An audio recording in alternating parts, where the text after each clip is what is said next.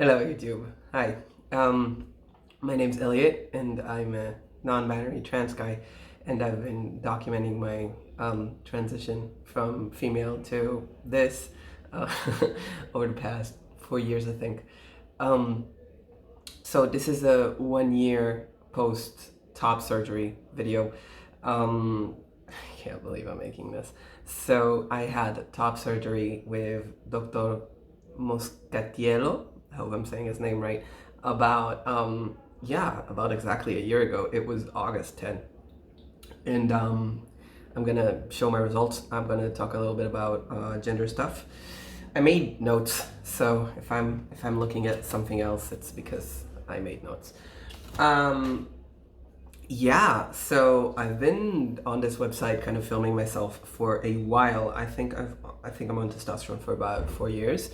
Um, I started out kind of not wanting to masculinize too much, and then as time passed by and I moved from my country of origin, Israel, to Barcelona, and I got a divorce. These two things that I felt were kind of like necessary for me to feel that I can go full dose on testosterone.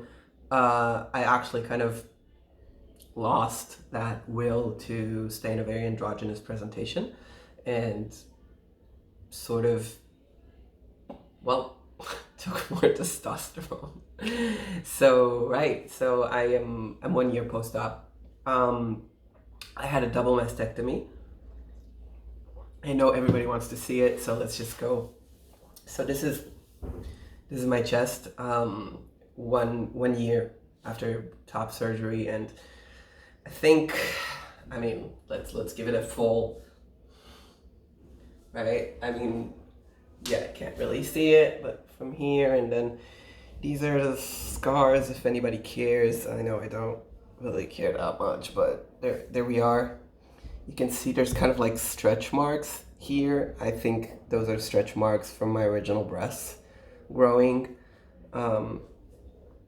Because they're just on the top side, they're not on the bottom side. And if it was from stretching the scars, then it would have been equal, you know what I mean?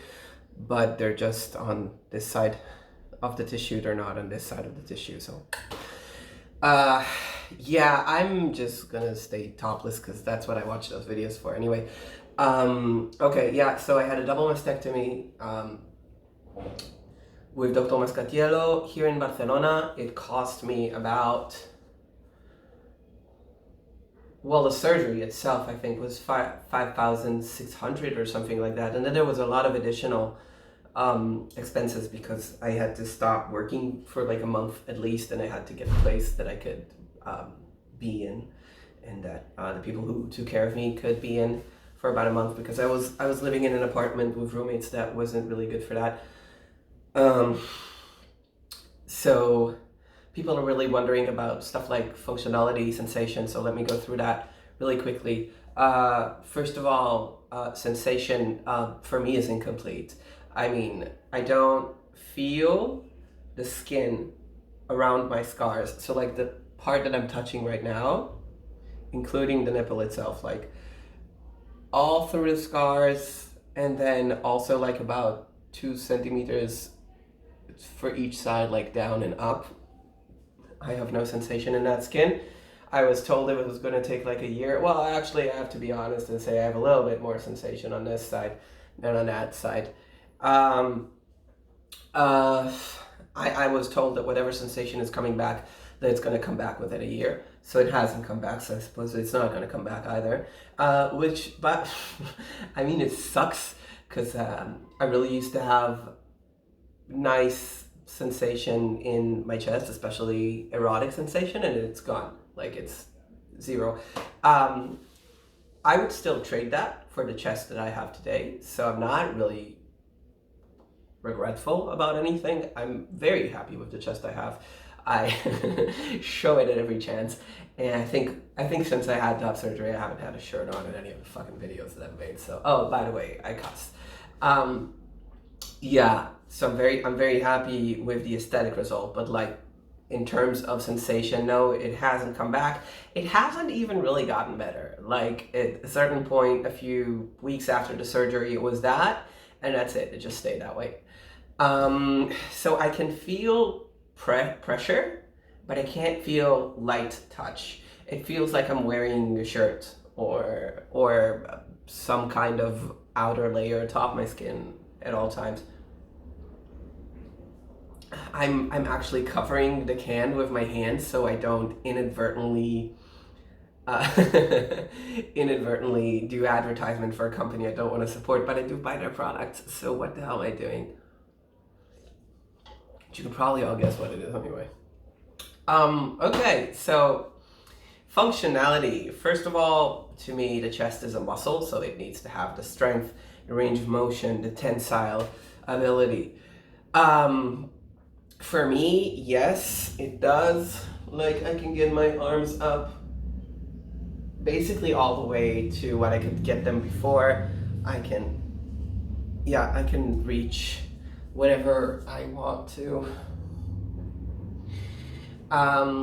In terms of strength, I got a lot stronger over the past year than I have in my entire life, which is a combination of training and then also being on testosterone. So I do have full range of motion and I do have full strength.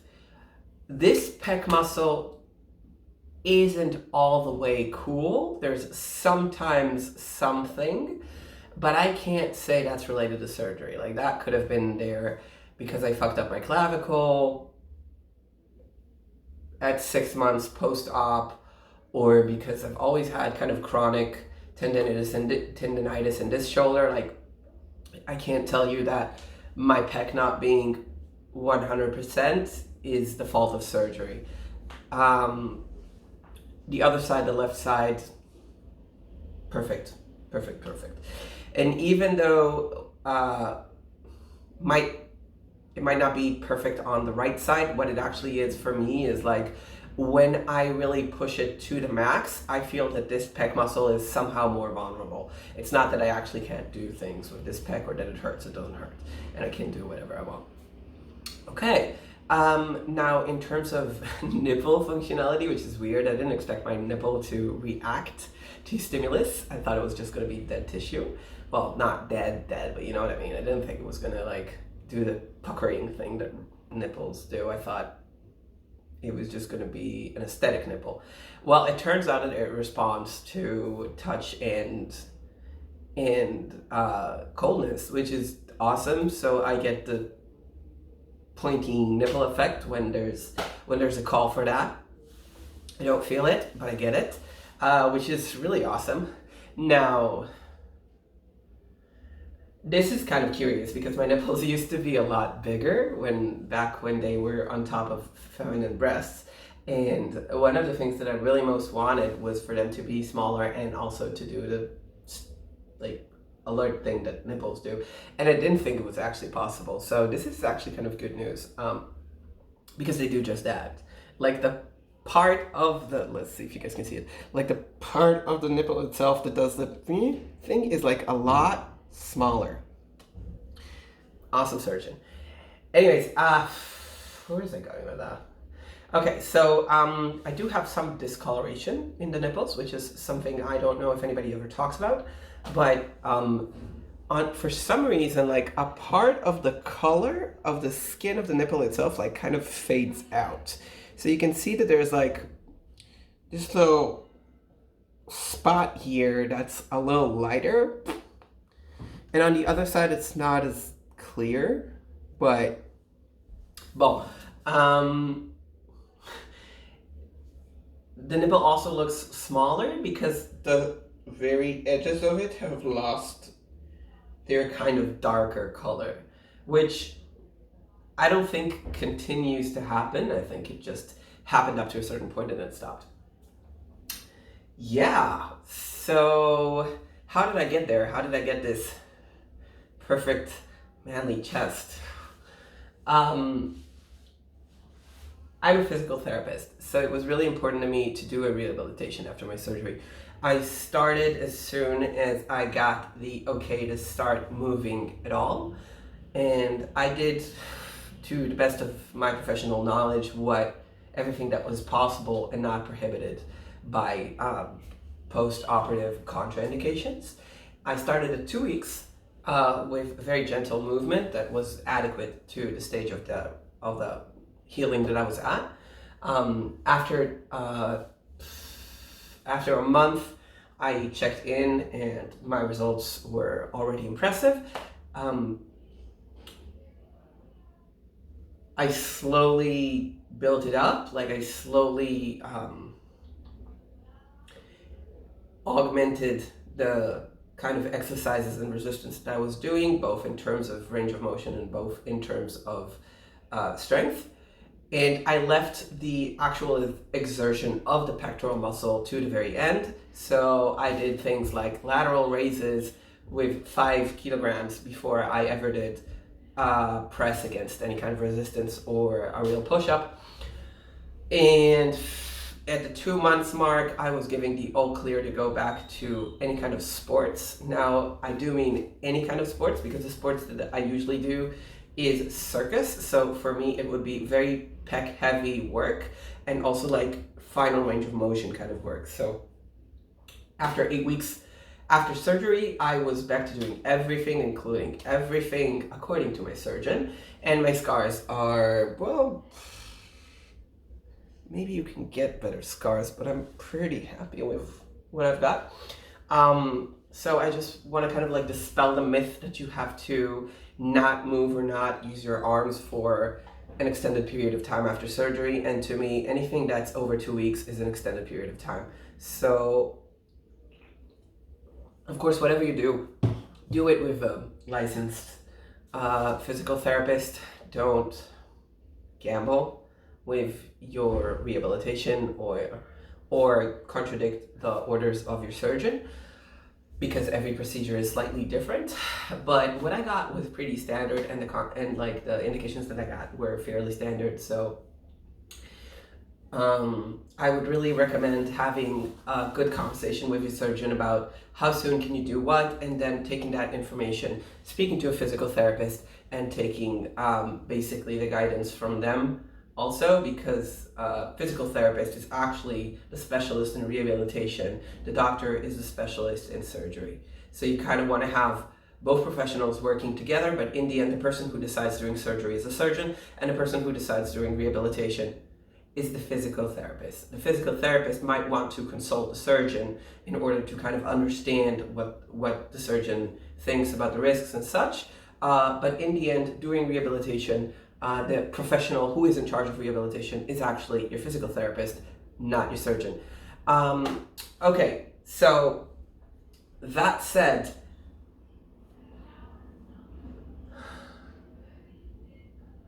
I still waited another month to go back to circus activity, even though I was approved to go, because I had some kind of a shoulder pain that was in the background sort of before that, and I kind of wanted to give that a bit more attention.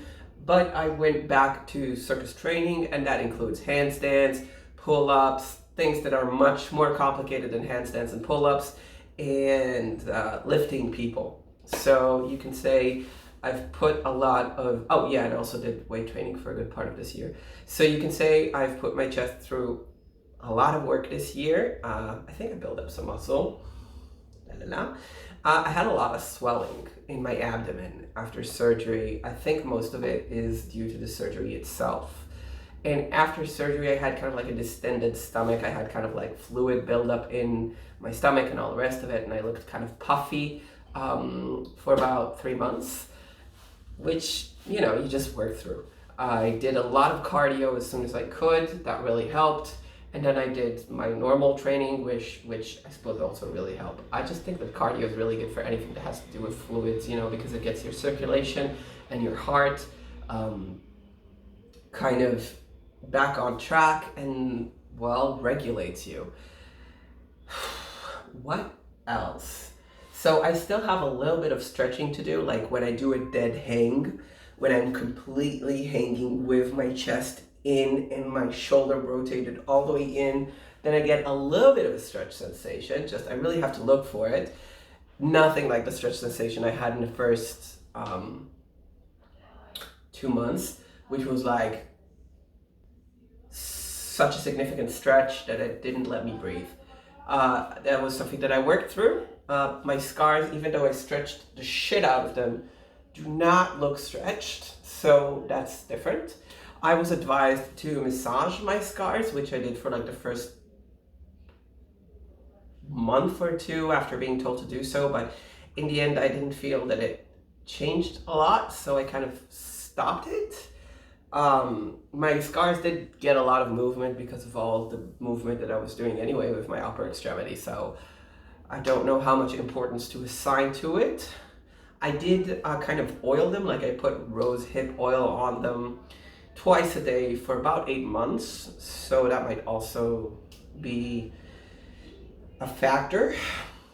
I did not expose them to sun until 8 months, and at 8 months review I got sort of like the approval to start exposing my scars to sun from the doctor that operated on me.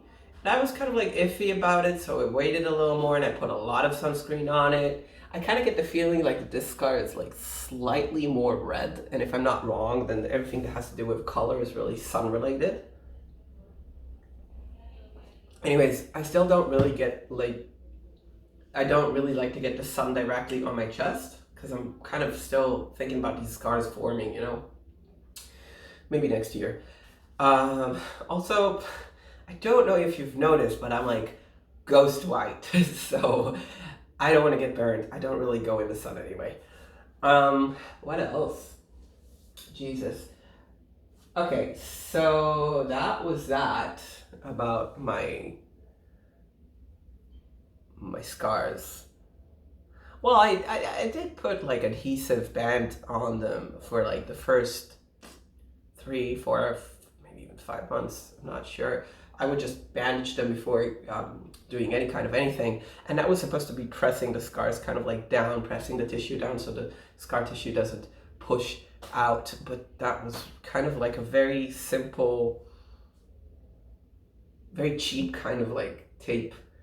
That the most important quality about it was it being hypoallergenic, so it didn't like rub my skin, didn't like irritate my skin. And I took it off once every 4 or 5 days, not every day, so it didn't peel the outer layer of the skin. And that's it, basically. I am super happy with my chest. I guess my nipples could have been a little bit more lateral, but honestly, I don't know what the factors that went into the surgeon's decision about that. And it looks great, you know. I find that I'm extremely happy when I wear white clothing or clothing that shows my chest, and I would have done it again in a heartbeat, even if I had like no sensation at all, and even if I'd lost a little bit of range of motion. But there's no reason for you to lose range of motion, so all in all, super happy with my surgery. Okay. I don't know what else to speak about, so I'm gonna look at my notes. Okay, so my notes say changes. So testosterone changes. I've been on testosterone for like, I think 4 years at this point. And I think I've gotten like all the voice, muscle, hair, and whatever changes that you're gonna get. This is like funny. I've looked at pictures of me from about a year ago, and it looks like they were taken like 4 or 5 years ago. So there's really a point for like, I think when you do testosterone and you're my age, when you're over 30, right? So there's a moment where time kind of catches up to you. So I used to be read as a boy who is very young. So back before testosterone, I was being read as a boy quite often. I think that was very cultural. I was living in a Middle Eastern culture where if you have short hair, you're most likely a boy. And therefore I was read as a teenager for a lot of my adult life, really up to 30 or something like that. When I was read as a male, I was read as a boy.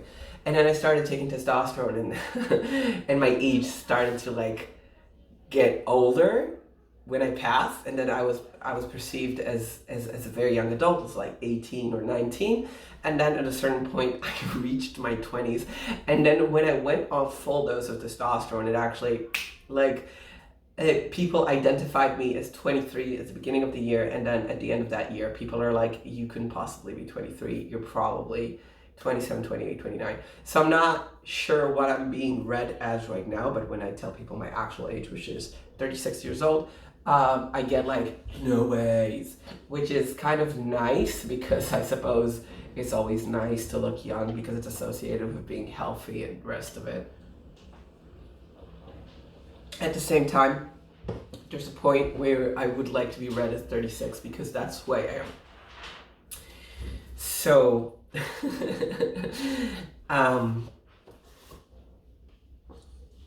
I still have acne on my back, which is the one thing that seems very permanent. It's gotten a little bit better. Whatever. What really helps it is light. So I try to get some light, some sunshine on it, even though I'm apparently a vampire and I'm allergic to sunlight. Like, I'm not allergic, I'm just saying it. I'm very sensitive to sunlight, so I don't really go in the sun, but for my back, my acne, it really helps. Now, I'm going to go into too much information, so if you don't want to hear about bottom stuff, then just mute the video. I'm going to do like this when I'm done. So I'm going to talk about bottom stuff in 2, 3, 1, let's go. So over the past year or so, actually since January, well, that would be 7 months. Okay, something like since January, maybe even before that.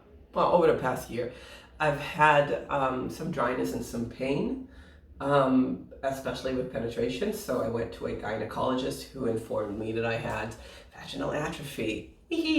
And that's a very common thing with testosterone. And then, well, I asked her for a local estrogen cream, which is kind of like what you need to put in order to correct that. And I did, and it worked, and it's great. And the only thing about it is it gives me like horrible dysphoria to use that thing because it's very gendered. Like the package is very gendered, and the whole putting estrogen on my junk, it's not a pleasant sensation. Plus the way to apply it kind of resembles a tampon. Like you have to insert it, and it's horribly dysphoric. So I wasn't as good about taking care of myself as I maybe should have, so this thing kind of like dragged out. But ever since I have a playmate, I've had much more motivation, so to speak, to take care of it, so I did. And now it's on the better parts. It's still like if I have a lot of fun, then it sometimes bothers me more. So that's one thing. And I still get dysphoric as shit when I have to do it, which is kind of leads me to another topic, which isn't really like physical, but I do like to speak about it, which is like bottom dysphoria. It turns out, now that I have to think about it, I don't actually have dysphoria about having like the external genitals that I have. It's more about internal genitals for me. So I don't like to think about the fact that I have a uterus and ovaries. It actually is a sentence that's quite difficult to say. I would rather not have them, which my brain kind of works out by pretending I don't have them. I'm not considering having them removed because I don't want any more surgery, and I don't think that the kind of like once every 3 or 4 months that I actually think about it and have a minute of dysphoria is worth the possible complications of surgery. So I'm not getting any kind of surgery on my genitals, thank you very much.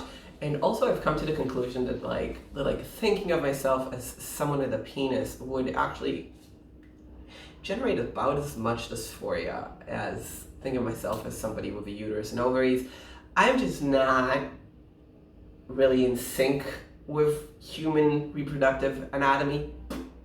One of the things that most trigger my dysphoria is thinking about getting pregnant or somebody asking me if I want to get pregnant, which is like, get away from me. So I don't engage in that sort of discussions, and I would prefer to be able to say that I don't have the ability to do so. Okay, so apart from that, I think there's like a big kind of mental, emotional part to the layer stages of transition. I don't want to sound like I'm some kind of sage or like I got something important to say on that subject just because I'm doing this for a few years. But at the point that I'm at in transition, I think there's a little bit of a mental, emotional side to it. That's interesting, but I'm gonna separate that just for comfort sakes because we are at 25 minutes. Oh my goodness, this is terrible. Okay, thank you for listening to my rambles about my titties. I would like to say that I kind of still have dreams in which I have breasts, even though it's a year post-op.